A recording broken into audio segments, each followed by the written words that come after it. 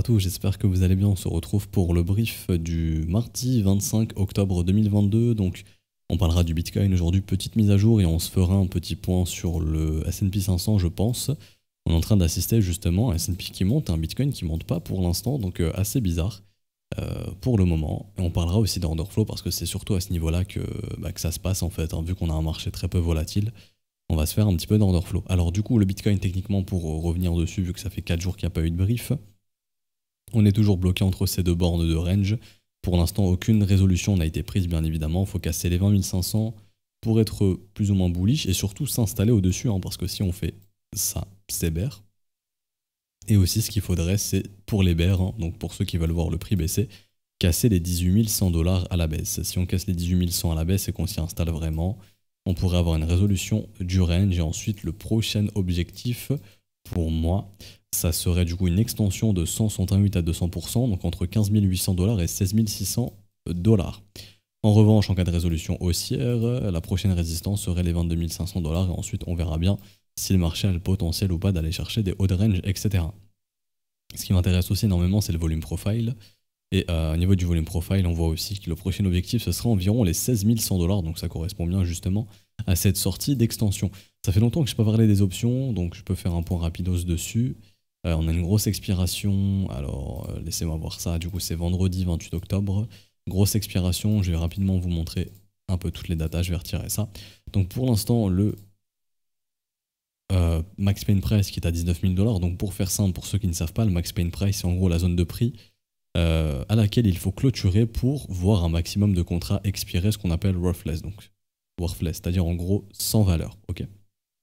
En gros, si vous avez acheté un put à 17 000 $ et qu'on a 19 000 $, bah vous êtes rect, parce qu'en fait vous avez pris le pari que Bitcoin il serait égal ou sous 17 000 $ pour vendredi 28 octobre. En revanche, si vous avez acheté un call par exemple à 21 000 $, bah pareil, vous êtes rect. Si on clôture à 19 000, pourquoi ? Parce que vous avez pris le pari que le Bitcoin il serait égal ou supérieur à 21 000 $, tout simplement. Et du coup, la max pain price, bah, c'est en gros le trou entre toutes les barres. Donc en gros, vous voyez là, il y a tous les acheteurs de calls qui sont rect ici, et il y aurait tous les acheteurs de puts qui sont rect ici si on clôture à 19 000, tout simplement. Faut savoir que la Smart Money va écrire 90% des puts environ, donc elle a plutôt intérêt, si jamais c'est le cas ici, hein, de faire clôturer le Bitcoin au-dessus des 19 000, et si on veut recter aussi un maximum d'acheteurs de call, il faudrait clôturer au-dessus des 20 000.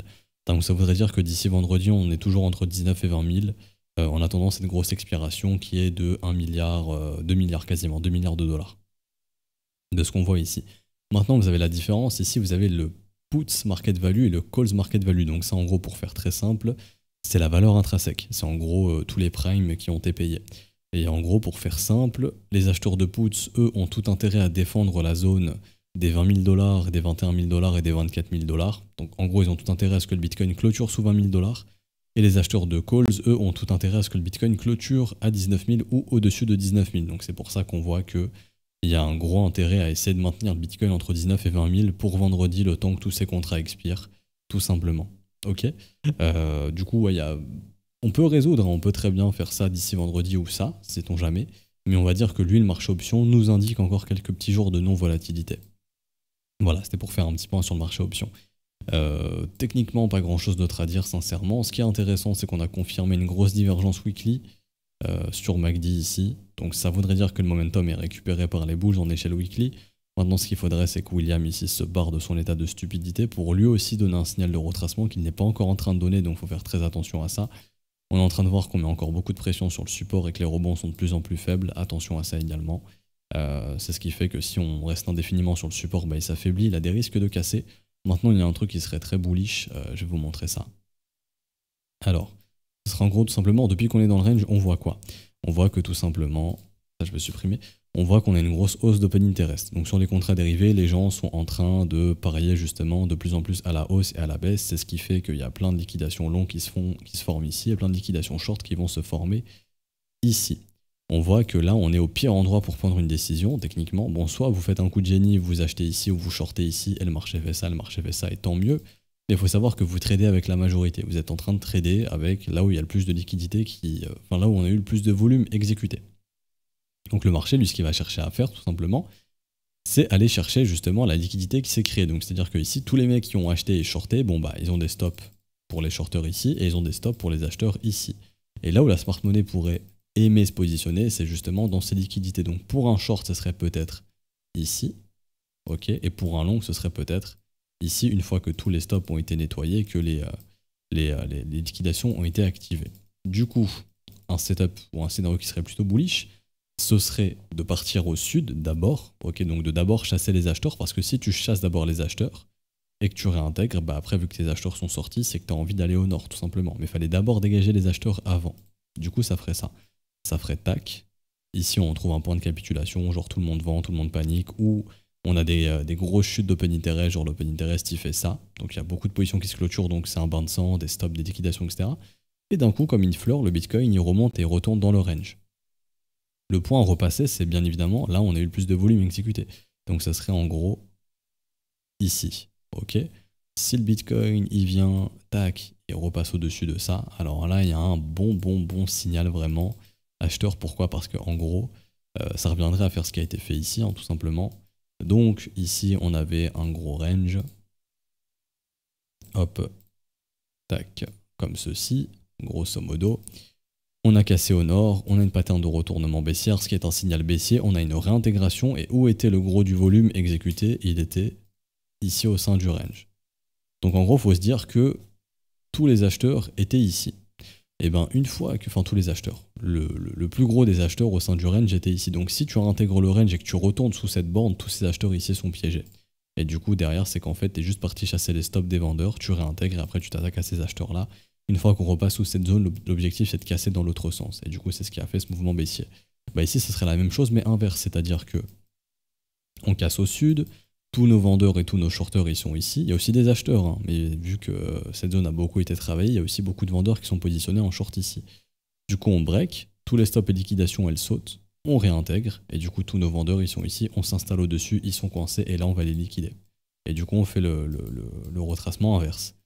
C'est-à-dire cassure haussière, réintégration, casse dans l'autre sens, bah ici ça serait cassure baissière, réintégration, cassure haussière ensuite, et on casse ici. Ok.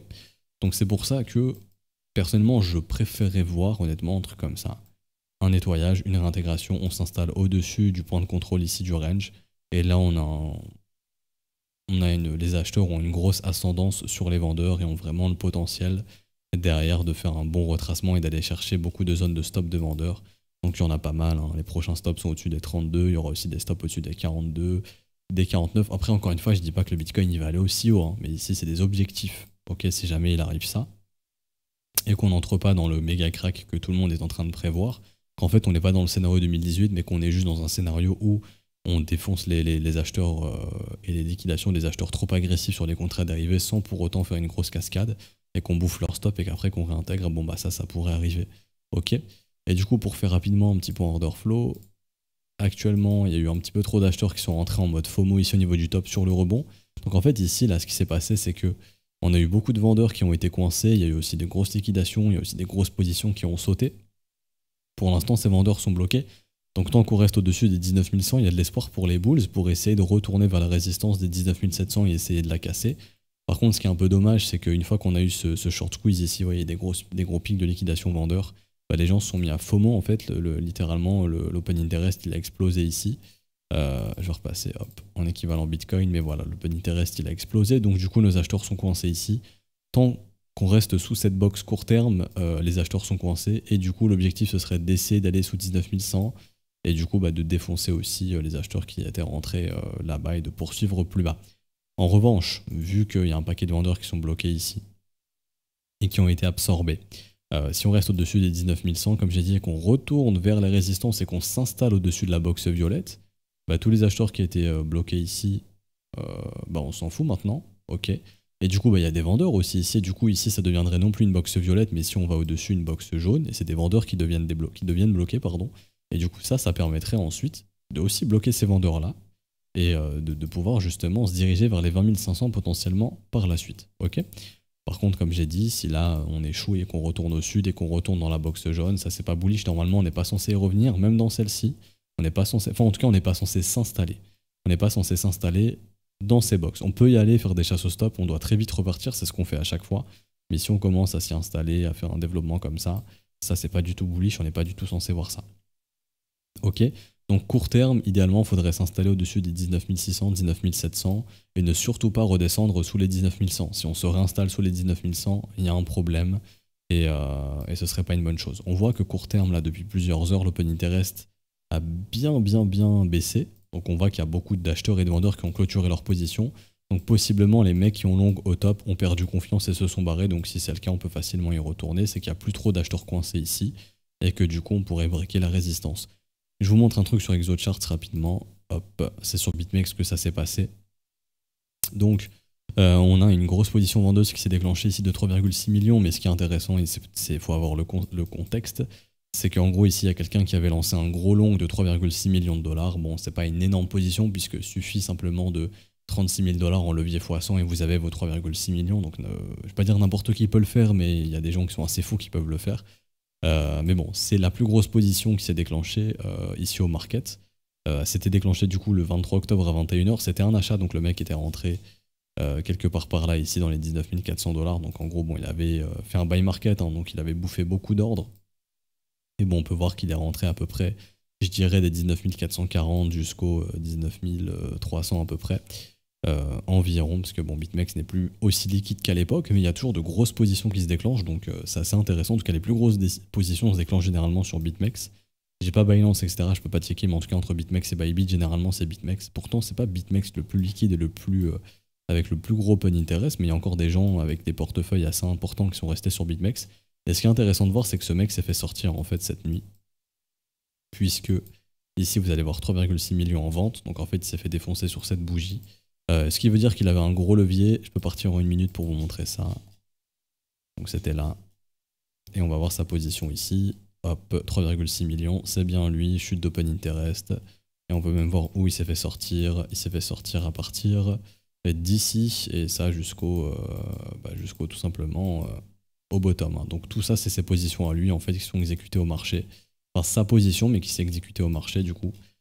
Et du coup, il s'est fait sortir. En gros, il a activé son stop à 19 172 et le slippage a fait que son ordre est exécuté jusqu'à 19 130. Du coup, il était rentré vers 19 200, il est sorti vers 19 130 à peu près. Donc c'est un mec qui essaye de capturer le prochain mouvement avec un gros levier, je pense, pour essayer d'optimiser ses gains. Mais pour l'instant, ça marche pas pour lui et il s'est fait sortir. Et ce qui est intéressant, c'est que depuis qu'il s'est fait sortir ici, le Bitcoin il est en train de repartir dans l'autre sens. Et en gros, peut-être que l'objectif c'était juste de sortir ce gros acheteur qui était rentré en mode FOMO là-bas. Et il y avait aussi peut-être deux gros acheteurs avec lui qu'on a dégagés pour essayer de repartir dans l'autre sens. Là, on voit aussi qu'il y a des mecs qui se sont fait sortir ici, mais c'est pas des grosses positions. Et depuis sur BitMEX, il n'y a pas de grosses positions. Et sur Bybit non plus. Bybit qui va être ici, je vois pas de grosses positions déclenchées. 9,5 millions, mais c'est des ordres entre 500 000 et 1 million, donc c'est pas très pertinent. 1,5 million ici, un seul ordre, un achat. Pour l'instant, le mec est underwater. Peut-être la clôture d'un short, c'est possible, ou l'ouverture d'un long. Il faudrait voir avec plus de précision, mais ça, je le ferai pas ici. Et ici, par contre, un gros sell market de 2,3 millions sur Bybit hier matin qui a été fait. Possiblement un long aussi qui s'est fermé vu que l'open interest chute. Pareil, il faudrait aller en une minute, voir, analyser la bougie, voir ce qu'a fait l'open interest, etc. etc. C'est pas ce que je vais faire ici, mais voilà. Il y a des grosses positions qui se déclenchent actuellement dans les 19K, donc il y a des gens qui prennent des risques. Ok. Bon, après, c'est pas des positions énormes non plus, mais bon, voilà, c'est pas tous les jours. Enfin, il y en a, on va dire, une fois par jour, et c'est intéressant de voir où est-ce que ça se déclenche. Et il y en a pas mal en fait dans cette zone des 19 200, 300, donc ça bataille bien. Donc c'est pour ça que si on retourne vers les 19 700, il y aurait potentiellement beaucoup de vendeurs underwater qu'on pourrait chercher à liquider plus haut. Par contre, si on va sous les 19 100, il y a beaucoup d'acheteurs qui seraient underwater et qu'on pourrait aussi essayer d'aller liquider plus bas, bien évidemment. J'ai fini ici, du coup on s'arrête ici pour aujourd'hui, j'espère que ça vous aura plu. Si c'est le cas, n'hésitez pas à laisser un petit pouce bleu, vous abonner si ce n'est pas déjà fait. Promis, je vous ferai le S&P 500 demain. J'attends d'en savoir un petit peu plus, est-ce qu'il est en train de vraiment vouloir casser sa résistance ou non. Je me dis que bon, autant attendre la cotation d'aujourd'hui. Mais en gros, pour faire simple, le S&P il est venu sur la résistance qu'on avait identifiée il y a plusieurs jours. Maintenant, ça passe ou ça casse. S'il y a un rejet, Bitcoin va rejeter aussi. Si on casse, il y a de grandes chances que Bitcoin puisse le suivre enfin et essayer de breaker sa résistance des 19 700. Mais on fera un point dessus demain pour avoir plus de détails. Et du coup, on en saura un petit peu plus. Du coup, si vous souhaitez rejoindre le Discord, n'hésitez pas, c'est totalement gratuit. Il y a le lien en description en commentaire. Si ça vous a plu, n'hésitez pas à laisser un petit pouce bleu, à vous abonner si ce n'est pas déjà fait. Également, vous pouvez rejoindre l'école via les modalités crypto à ce stade du mois. Ne rejoignez surtout pas via le Patreon, c'est pas du tout le moment. Si vous voulez rejoindre l'école, c'est exclusivement via les modalités crypto. Donc vous avez paiement BNB, Ethereum, USDC ou USDT ou BUSD. Vous avez les adresses, les montants également avec les offres de réduction sur les abonnements plus long terme. Une fois que le transfert est fait, vous avez simplement à noter le TXID, donc qui se génère automatiquement. Vous faites copier, coller, vous l'envoyez à tous les profs, ou un des profs, le mieux c'est tous les profs, comme ça le premier qui le voit le valide et vous avez votre rôle élève et vous aurez au contenu et vous pourrez commencer à vous former. Du coup, on se retrouve demain. Bonne journée à tous, à demain. Ciao, ciao.